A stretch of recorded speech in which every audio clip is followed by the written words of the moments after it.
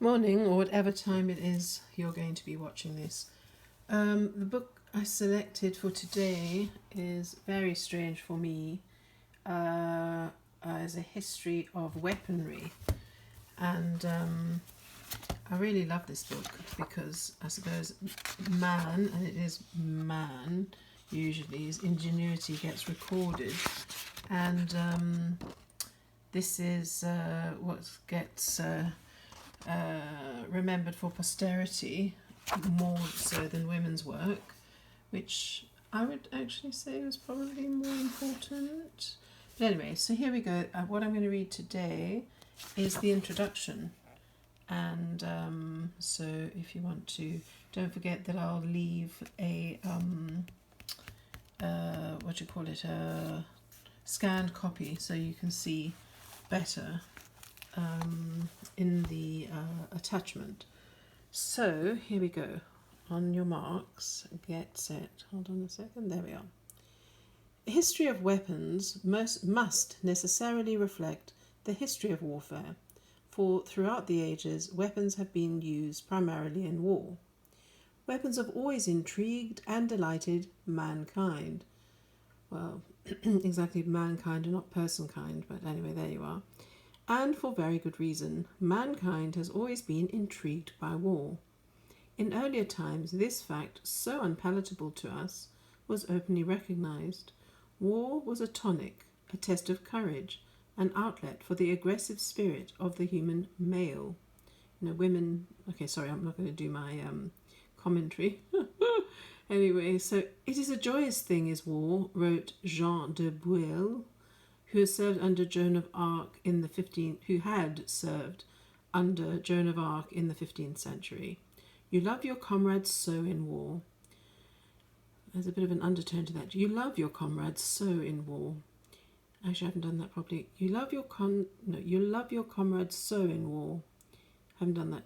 No, the turn's wrong there. But anyway, when you see that your quarrel is just and your blood is fighting well, tears rise to your eye.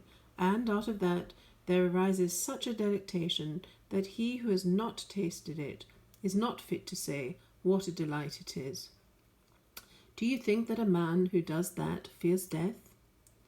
It is worth quoting, that, de Bouille, I can't really see, I should put my glasses on, but anyway, that quoting de Bouille at length to underline the lesson we find in this book about weapons. It is worth quoting that de Bouille, it's my English pronunciation of the French word, to underline the lesson we find in this book about weapons. Man has always loved war and weaponry, and he has loved it so much that he has allowed it to get the better of him. So much science has been lavished upon the development of weapons, and so much thought upon the art of war, that today we find ourselves in a situation of danger without any precedent whatsoever. The power of destruction at our command is so great that we dare not to use it. Our weapons are far stronger than we are. During the American Civil War, General Sieberman, once said, "The legitimate object of war is a more perfect peace. Dare we say that of a nuclear war?" No wonder our statesmen and strategists are now thinking in terms of limited wars. It is easy to list some of the hazards created by the present nuclear arms race. 1. The danger of an accidental war. Irreversible missiles are sent on their way by a false alarm, by the accidental pulling of a switch, by some irrational human behavior. 2. Levels of armament too high or too low invite an enemy attack, but who is to judge the exact level necessary? If your opponent thinks that your armaments are stronger than his, he may suspect you of preparing for a counterforce. He might suspect you of preparing for a counterforce attack to wipe out his weapon systems, and he may strike first. 3. The people are at the mercy of an informed elite who alone know the true situation, but are under close scrutiny and thus immune to the force of public opinion. and many times in the past their judgment has proved wrong. Again, who is to judge? 4. Unless something is done soon about the limiting of nuclear armaments, it is only a matter of time before a great many nations in the world achieve the power to make and use nuclear weapons. In this situation, Russia and the United States, now the strongest powers, this was written quite a while ago, will be equalled in atomic strength by a number of other powers. Oh, there we go. And the hazards will be compounded. 5. Some small power with a grudge may, for its own purposes, provide a catalytic nuclear war between the big powers by, for instance, smuggling a nuclear bomb into the power's territory and exploding it. Unlikely, but possible.